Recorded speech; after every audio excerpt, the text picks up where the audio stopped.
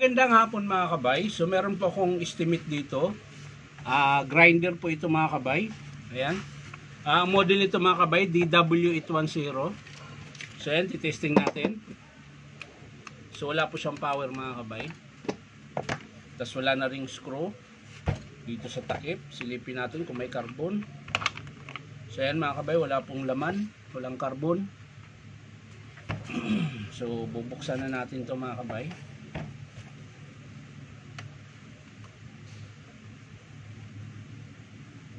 Ating alamin at kung bakit ayaw gumana.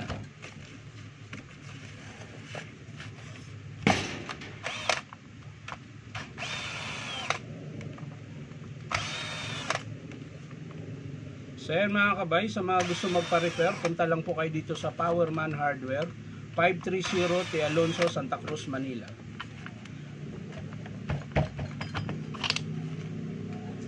So yan mga kabay, sira po yung armature. Ayan. Mapapansin nyo yung kanyang commutator. Ayan, sira po. So yan po yung estimate natin. Tingnan na, silipin naman natin yung field coil. Ayan, sunog din po yung field coil mga kabay. Ayan. Nandito po banda yung pumutok. Ayan, hindi makikita mga kabay. Ayan, dito po banda. So pag mga ganito mga kabay, para ka nang bumili ng bago. Kasi ang armature nito, alam ko nasa 1 plus din. Field coil 700. So kung halimbawa 1,000 to, 1 to yata eh. O 1,1 ganyan. 1,118 plus labor 200, 2,000. Carbon brush 200, 22. Bearing 607, 200 din, 24. 2.5 lang po yung bago nito eh.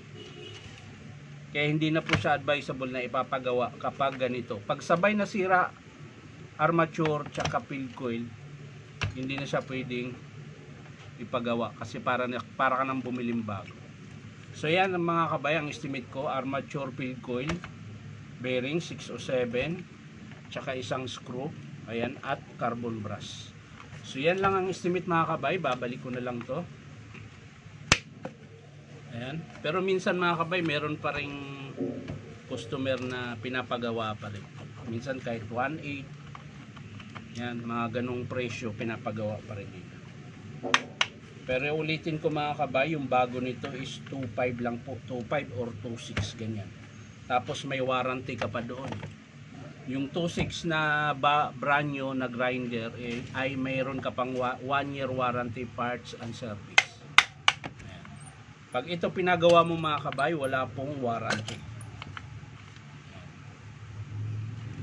Wala pong warranty yung pyesa na ating ikakabit.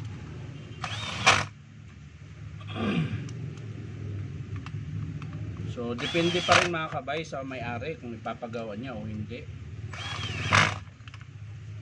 So yun yung rough estimate ko mga kabay.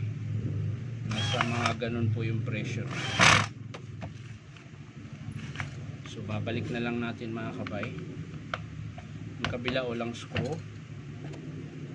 Tapos yung kabila naman ay meron. Ayan.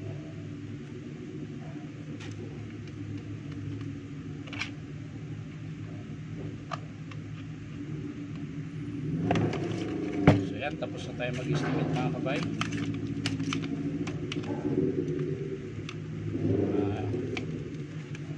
Ayos lang natin yung cord niya.